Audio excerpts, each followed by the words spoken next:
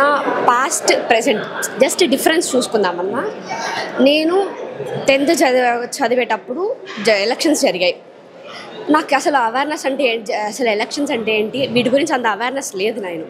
So 2019 తర్వాత what is what నాకు ఒక ఏంటి ఎట్లుంటుంది ప్రభుత్వం అంటే ఏంటి, గవర్నమెంట్ అంటే ఏంటి, ఆ సెక్టార్ అంటే ఏంటి, దాని గురించి ఏంటి, ఎవ్రీథింగ్ సోషల్ మీడియా కావచ్చు, యూట్యూబ్, ఫేస్బుక్, ఏ ప్లాట్ఫామ్ నుంచైనా మనం తెలుసుకునే అవకాశం ఉంది. తెలుసుకుంటాను ఇప్పుడు ప్రజలు చిన్నపిల్లల నుంచి అందరూ ఫోన్స్ పడతాం, అందరికీ తెలుసు.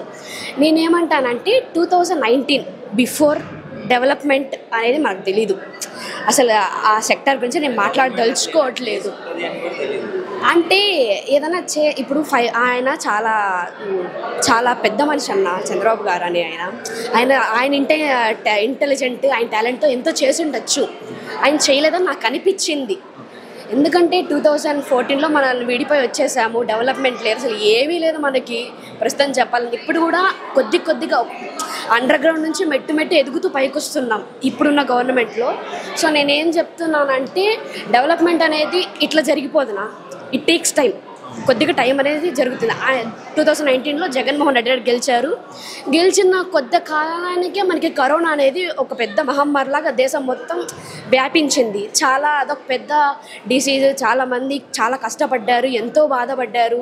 హాస్పిటల్ నుంచి హెల్త్కి అంత బాధపడినా జగన్మోహన్ రెడ్డి గారు క్వారంటైన్స్ ఫెసిలిటీస్ కానీ, ఎందుకంటే ఫర్ ఎగ్జాంపుల్ మా ఫ్యామిలీనే తీసుకున్నాం. మా నాన్నకు వచ్చింది కరోనా, మా అన్నకు వచ్చింది, మా అమ్మకు వచ్చింది, మా నాన్న వాళ్ళందరికీ కూడా వచ్చింది. ఐఎమ్ ద పర్సన్, నాకు అసలు కరోనా రాలేదు. ఇంట్లో మా నాన్నమ్మని మా తాతయ్యని పెట్టుకొని నేను చూసుకున్నాను. మా నాన్న మా అమ్మ వాళ్ళు మా నాన్నని ఒక ప్రైవేట్ హాస్పిటల్లో జాయిన్ చేయించాలి. మేము ఒక ₹1,00,000 2.5 lakh అమౌంట్ మేము డౌన్ పేమెంట్ చేస్తే ఆ టైంలో వచ్చేస్తే మా నాన్న అడ్మిట్ చేసుకుంటారు. మా నాన్న ఒక ఎంప్లాయీ, గవర్నమెంట్ ఎంప్లాయీ. మా నాన్నకి హెల్త్ కార్డు ఉంది. సో హెల్త్ కార్డు ఉంది సార్, మీరు దీన్ని మెడ్ చేసుకోండి అని మా నాన్న చెప్తే, కొంచెం తర్వాత బెడ్స్ లేవండి, మీరు ఇంకో హాస్పిటల్ చూసుకోండి అని మా నాన్నకి చెప్పడం జరిగింది.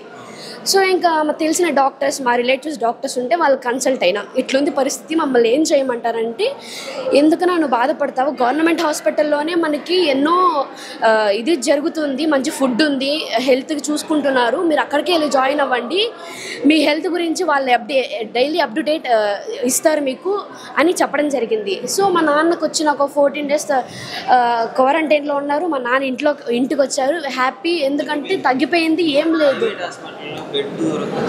చాలా కష్టం ఆ సిచ్యువేషన్లో, అంత క్రిటికల్గా దొరకడం కష్టం. సో అప్పుడు గవర్నమెంట్ ద్వారా మా నాన్నకి జరిగింది, మా అమ్మకి జరిగిన లబ్ధి ఏంటి, వాళ్ళు గవర్నమెంట్ హాస్పిటల్కి వెళ్ళి ఉన్నారు, వాళ్ళ లైఫ్ హ్యాపీగా ఉంది, ఇప్పుడు మేము సంతోషంగా ఉన్నామంటే వాళ్ళ నుంచి మనం ఏదో కొద్దిగా లబ్ధి పొందామని. ఓకే, బీటెక్ స్టూడెంట్గా పాస్ట్లో కాలేజ్ ఫీజెస్ lakhsలో ఉండేటివి, మినిమం ₹1,00,000 లోపలే ఉండేది బీటెక్లో. నేను బీటెక్ 2021 నేను బీటెక్ జాయిన్ అయ్యాను. అప్పుడు ఫుల్ ఫీజు రింబర్స్మెంట్ అని అనౌన్స్ చేశారు. ఎవ్రీ కాలేజ్లో 70,000 80,000 అందరూ పే చేసుకోవాలి. యాజ్ ఎ మిడిల్ క్లాస్ పర్సన్గా అంత పే చేయాలంటే చాలా కష్టం. ఏ తల్లిదండ్రులకైనా అది అప్పు చేసో లేదంటే బంగారు ఏదన్నా మనం ఇది తాకట్టు పెట్టుకోనో అప్పు తెచ్చుకొని కట్టే పొజిషన్లో ఉన్నాం. సో ఫీజు రియంబర్స్మెంట్ వచ్చిన తర్వాత ఫీజు అనేది డిక్రీజ్ అయ్యింది. ఇప్పుడు 39,700 ఏమో. మేము సెమిస్టర్ వైజ్గా ఇంత అమౌంట్ ఒక 20,000 అలా కట్టుకున్నా, అప్పు చేసి ఎట్లా కట్టినా కట్టేయగలుగుతాం. ఈజీ ప్రాసెస్ ఫీజు కట్టడం అనేది. 70,000 80,000 ఉన్నప్పుడు అది మనం ఎడ్యుకేషన్ లోన్ పెట్టుకోనో ఇంకోటి చేసుకొని చదువుకోవాల్సిన పొజిషన్ నుంచి ఈజీగా మనం ఫీ పే చేసుకోవచ్చు అనే పొజిషన్కి వచ్చాము.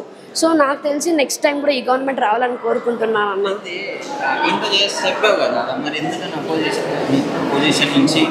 నా పండించే చెట్టుకే రాళ్ళ దెబ్బలున్నాయి. ఇప్పుడు ఏదైనా నలుగురికి మంచి చేయాలనుకున్న మనిషి నలుగురికి మంచి చేస్తాడు.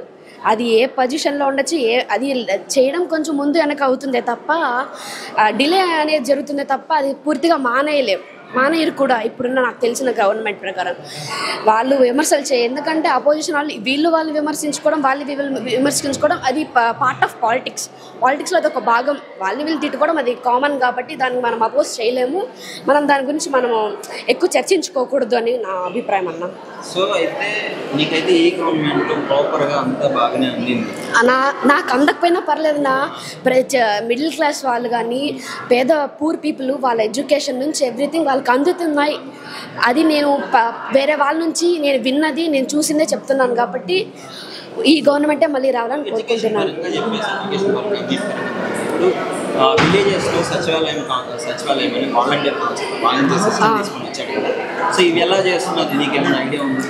ఒక ఎగ్జాంపుల్ అన్న, మా తాతయ్య కొంచెం మెంటల్లీ డిసేబుల్ పర్సన్. సో ఆయన పని చిన్న చిన్న పనులు తప్ప అన్నీ చేసుకోలేడు. మా ఊర్లో మా తాతయ్య గారికి పెన్షన్ ఉంది. ఎవ్రీ మంత్ 1 to 5 days లోపల ఇస్తారు కదా పెన్షన్. ఆ అన్న అక్కడి నుంచి మేము కాల్ చేసినా కాల్ చేయకపోయినా ఆ అన్నంతటిగా ఆయన తిరుపతికి వచ్చి ఆ అన్న బండ్లో వచ్చి మా తాతయ్యకి పెన్షన్ ఇచ్చేసి వెళ్తానట. ఇది నా డెవలప్మెంట్ అంటే.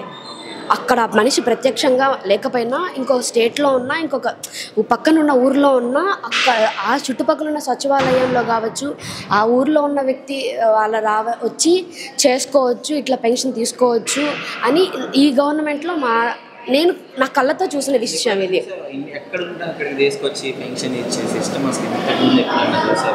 మా ఇంట్లోనే చూశాను కదన్నా. నేను జగన్ గారు వచ్చిన తర్వాత ఇచ్చారన్న మా తాతయ్యకి పెన్షన్. రాకముందు మా తాతయ్య కొంచెం అంటే ఆయన కొంచెం యాక్సిడెంట్ అలా అవ్వడం వల్ల సో ఆయన అలా అయిపోయారు. అంతకుముందు మా తాతయ్య ఊర్లో ఉన్నవారు కాబట్టి అక్కడే తీసుకుంటా అన్నారు. ఇక్కడ ఇంటికి వచ్చి ఇస్తున్నారు. ఓవరాల్గా నా ఒపీనియన్ ఏంటంటే 2024 కూడా జగన్మోహన్ రెడ్డి గారు సీఎం అవ్వాలని నేను కోరుకుంటున్నాను.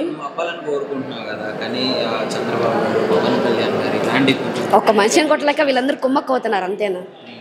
నాకు తెలిసింది అదే చెప్తాను అంతే. జగన్మోహన్ రెడ్డికి సీఎం అవుతారు మళ్ళీ.